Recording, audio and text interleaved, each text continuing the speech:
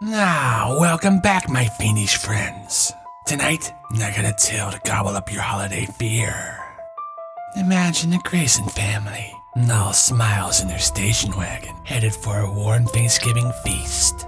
But when their car croaks on a desolate road, a tow truck drags them to a farmhouse, where the host serves up more than just gravy.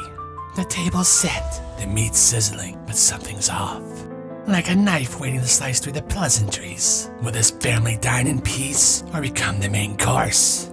Stay tuned to find out who's giving thanks and who's just giving in to the slaughter.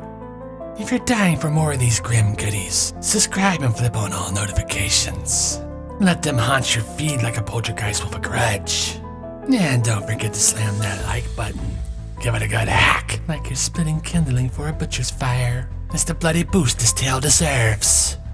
Now then, on to tonight's story. And I call this one Thanksgiving Guest. Enjoy!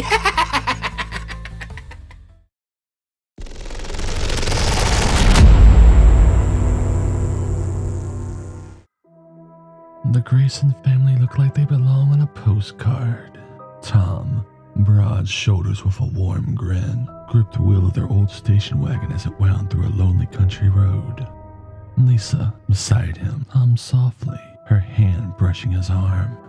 And in the back, their son Ben bounced a rubber ball against the seat, while their daughter Sophie clutched her stuffed bunny, chattering about Thanksgiving pie. Grandma's probably got the whole house smelling like cinnamon, Lisa said, glancing back with a smile. Ben smirked. I'm eating all the pie. Tom chuckled. Not if I get there first. The engine sputtered, a harsh cough that killed Tom's laugh. The wagon lurched, then died, coasting to a stop in the dark. Silence swallowed the car, broken only by the wind whispering through the bare trees. Tom muttered, twisting the key. Nothing. No bars on a cell phone either. Mommy, I gotta pee. Sophie whined. Lisa peered into the gloom outside. Now what? Headlights cut through the night. A battered tow truck rolled up, its beams harsh. The driver, a burly man in a stained jacket, leaned out, his face half-shadowed. Car trouble? He rasped. Tom forced a nod. Yeah, just our luck. My name's Earl. I can tell you, house ain't far.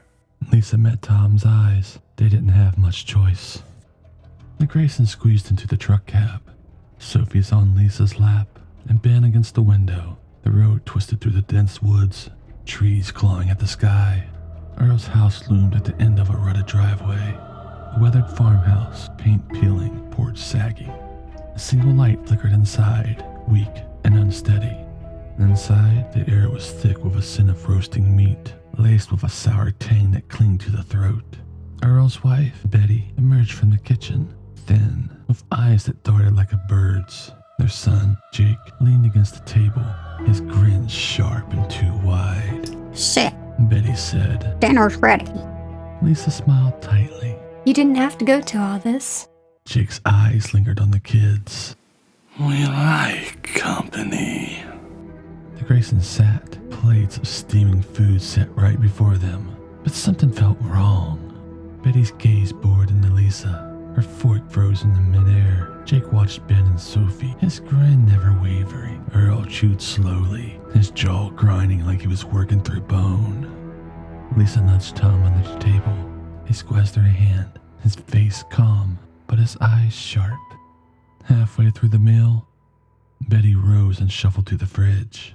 She yanked it open, then froze. Earl, She hissed. it's gone. Earl's head snapped up. What? The jar. The one in the back. Her hands shook and voice low. It's missing. Tom dabbed his mouth, smiling. Don't worry, we haven't touched anything. Earl's eyes narrowed. That jar wasn't for guests. Jake's grin slipped, his fingers twitching around his belt. Lisa's hand slid to Sophie's, her voice soft. Kids, stay close. Betty stepped forward, trembling. What did you do with it? Lisa tilted her head, her smile unwavering. You're awfully worked up over a jar. Jake staggered back, clutching his throat where Lisa's steak knife, grabbed from the table, had sliced deep. His chair crashed down as he collapsed, gurgling. Betty lunged, shrieking, but Tom was faster. He drove a fork into her shoulder, pinning her against the wall. She crumpled, gasping, blood seeping through her dress.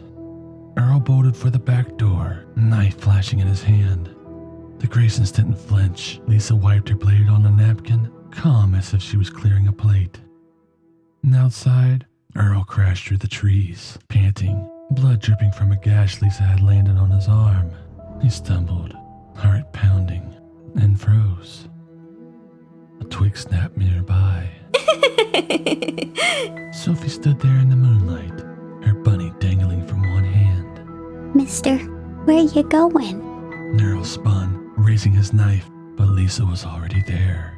Her hunting knife flashed, sinking into his leg. He howled, dropping to his knees. She crouched beside him, voice sweet. Aw, don't run off. You're such good hosts.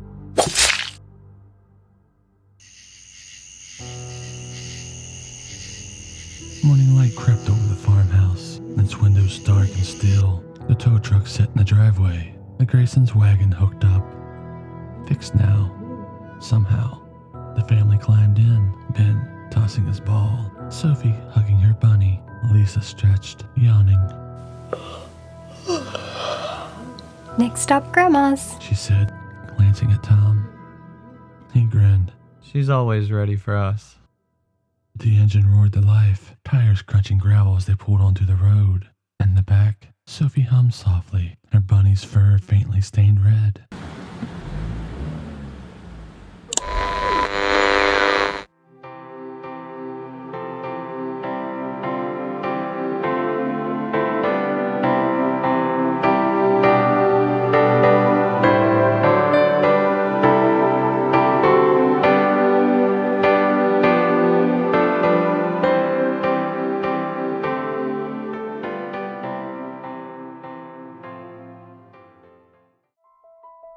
Well, my morbid morsels. Wasn't that a slice of holiday horror to sink your teeth into?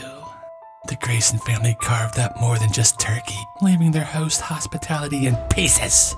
Talk about a Thanksgiving feast where gratitude got gutted, and the only thing stuffed was a body bag.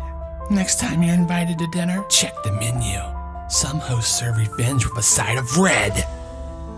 If this tale left your heart pounding like a butcher's mallet, don't keep it buried. Share this episode with your friends. Spread the fright faster than gravy on a bad shirt, and let's haunt their feeds together. And while you're at it, creep on over to our merch store. Grab a TerrorTales mug to sip your screams. Next time, we're jingling all the way to terror when a skeptical kid named Tommy scuffs at the idea of Santa. He's pulled into a twisted Christmas cartoon that's anything but merry. Trapped in a warped North Pole where elves don't play nice and gifts hide secrets. He's got to outrun a holiday nightmare to make it back home. Tune in if you dare. Got a twisted thought on tonight's tale? Drop it in the comments below. Tell me if the Grayson's knife work left you terrified or thankful. Until next time, remember, always bring your own carving knife to Thanksgiving. You never know who's got a cut about the rest.